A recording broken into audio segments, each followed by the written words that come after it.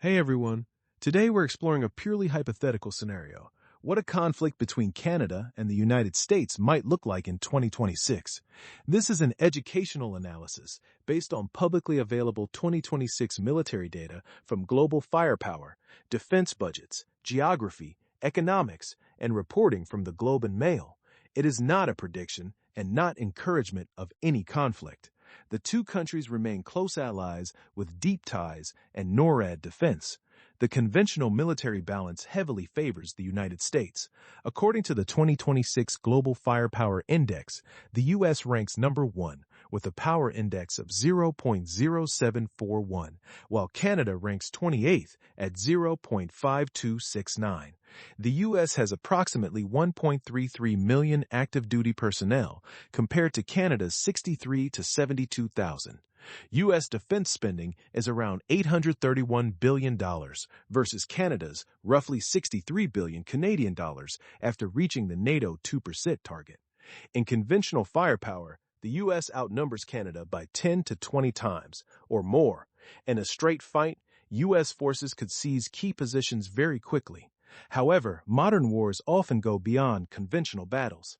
In January 2026, Canadian military planners modeled a hypothetical U.S. invasion. According to the Globe and Mail, they concluded Canada would lose major positions rapidly in a conventional war and would therefore shift to asymmetric and prolonged resistance tactics. Step 1. Canada's geography is its greatest strength. As the second largest country in the world, with extreme winter conditions and the longest coastline, any occupation would require supply lines stretching thousands of kilometers through harsh, frozen terrain. Canadian forces and rangers could use hit-and-run ambushes and sabotage, similar to how difficult geography has worn down superior forces in past conflicts. Step 2. International consequences would be severe. As a founding NATO member, conflict would trigger diplomatic backlash, possible sanctions from European allies, and disruption of deeply integrated economies with over $650 billion in annual two-way trade. Step 3. Inside the United States, a war against its closest neighbor and largest trading partner would likely cause major protests, political division, and loss of public support over time. Historical examples like Vietnam, Iraq, and Afghanistan show that prolonged occupations without strong domestic backing become unsustainable. Step 4. Modern tools including commercial drones, cyber capabilities, and Canada's Arctic and cold weather expertise could allow smaller forces to have outsized impact. The goal would be to make any occupation too costly in blood, money, and political capital.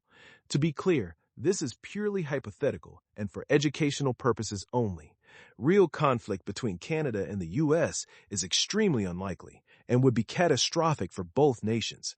They share the world's longest undefended border and benefit greatly from peace and cooperation. What are your thoughts on this hypothetical analysis? Share fact-based comments below. Like and subscribe if you found the data interesting. Thanks for watching.